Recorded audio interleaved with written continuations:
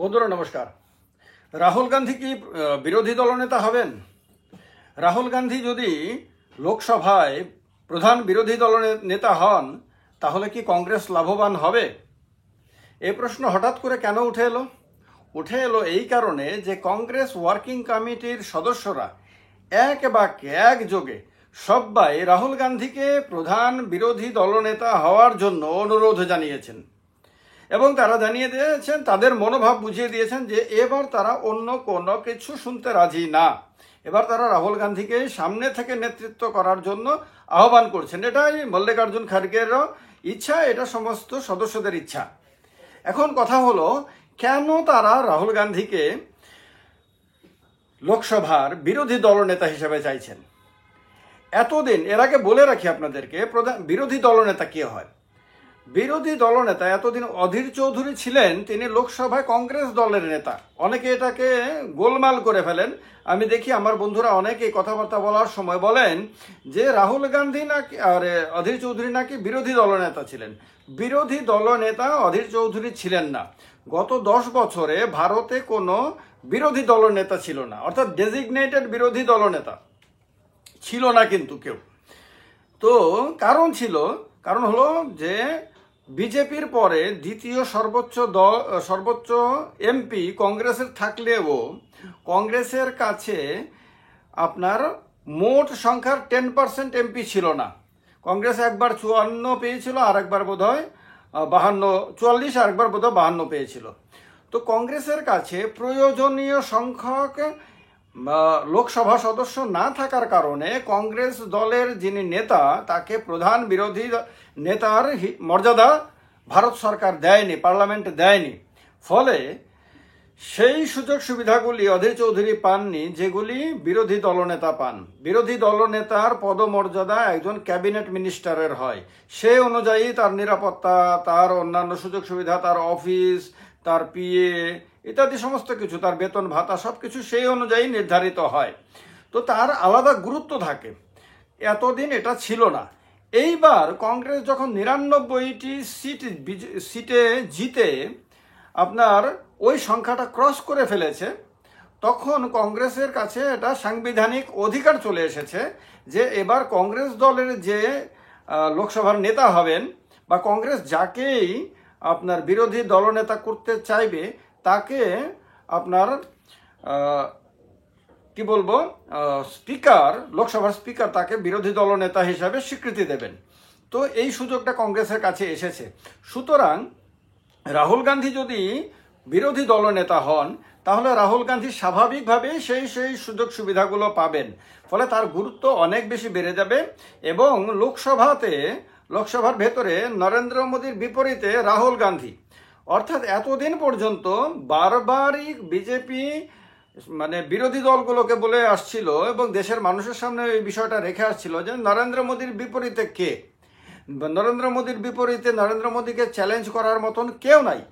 তো সুতরাং রাহুল গান্ধীকে শুধু একজন এমপি হিসাবে তারা বলতো যে ঠিক আছে, লোকসভার অনেক সদস্যের মধ্যে রাহুল গান্ধীও একজন সদস্য।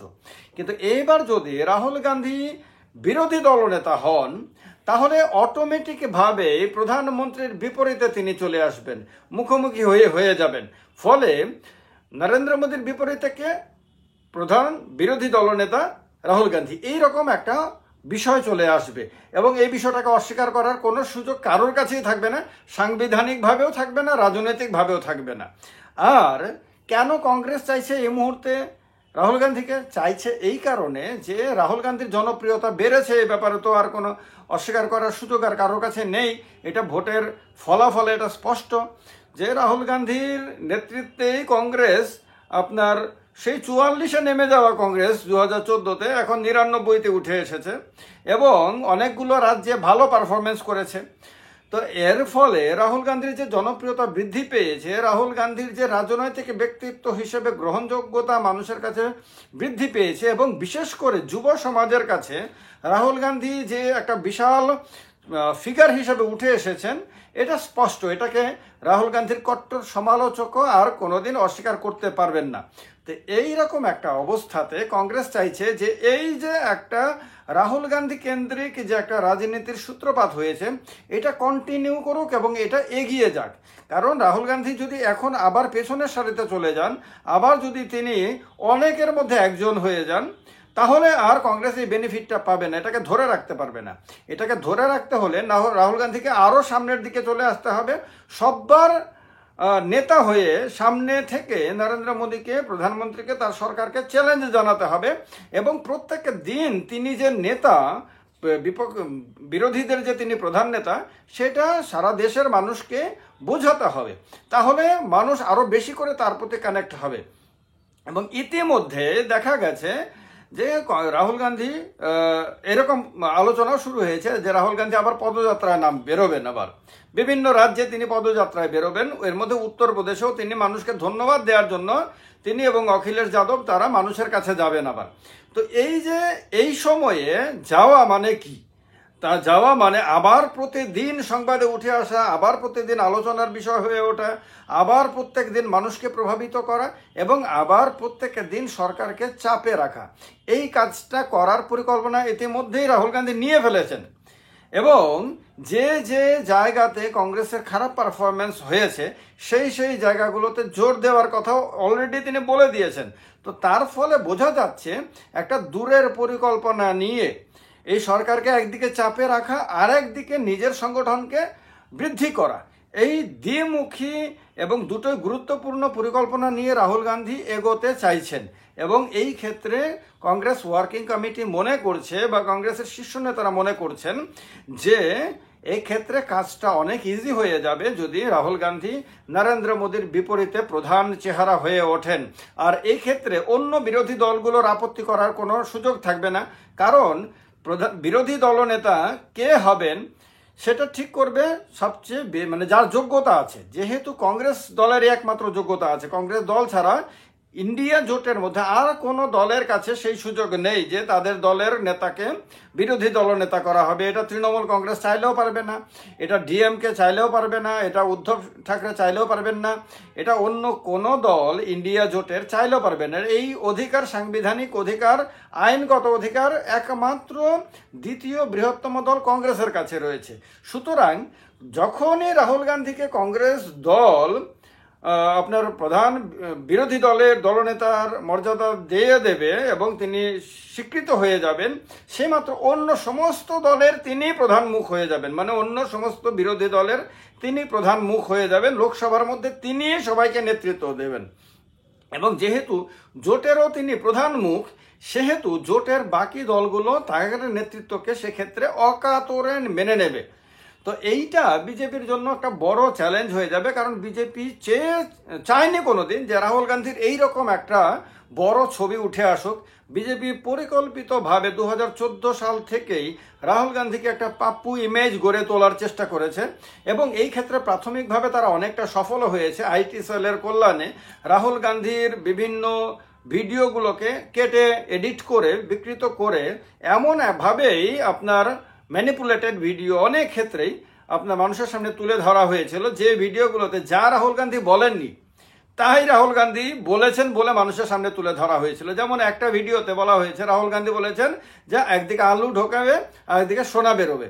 এই কথা কিন্তু পরবর্তী সময় দেখা গেছে, যখন পুরো ভিডিও বেরিয়ে এসেছে, তখন দেখা গেছে এই কথা তিনি বলেছেন যে নরেন্দ্র মোদী বলেছেন বলে, অর্থাৎ এটা তার কথা তিনি বলেননি।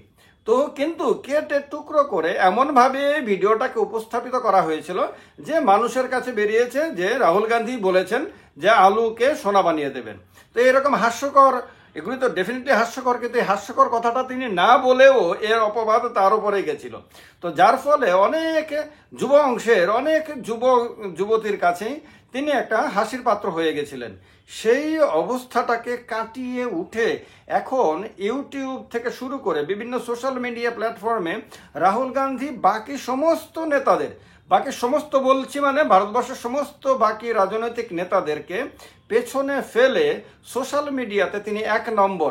আর সোশ্যাল মিডিয়াতে যেহেতু যুব সমাজ সবচেয়ে বেশি থাকে এবং যুব সমাজ কি বলবো, এখন তো বৃদ্ধরাও পর্যন্ত সোশ্যাল মিডিয়া নির্ভর হয়ে গেছে। সবার হাতে হাতে মোবাইল, সবার হাতে হাতে ইন্টারনেট, এবং সেই ইন্টারনেটের মধ্যে বিভিন্ন সোশ্যাল মিডিয়া প্ল্যাটফর্মের মধ্যে মানুষ সারাদিন কাটায়।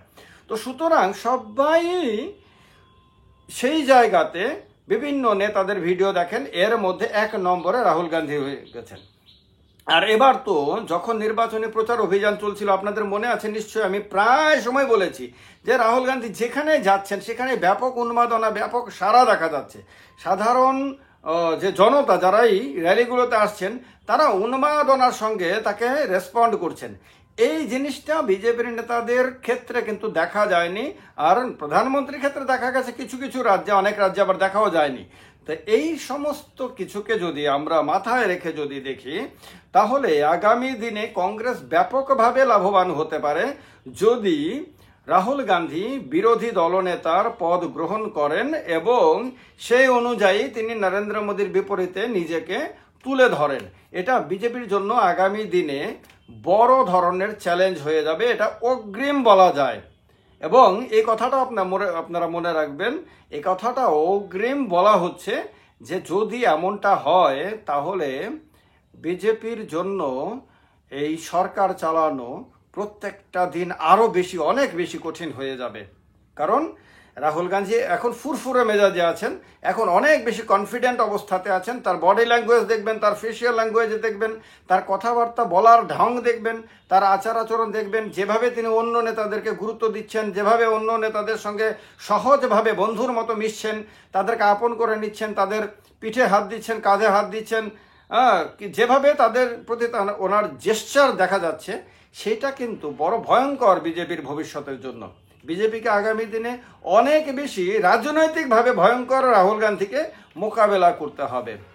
আর এই মোকাবেলা করার মতন শক্তি কি বিজেপির এই মুহূর্তে আছে?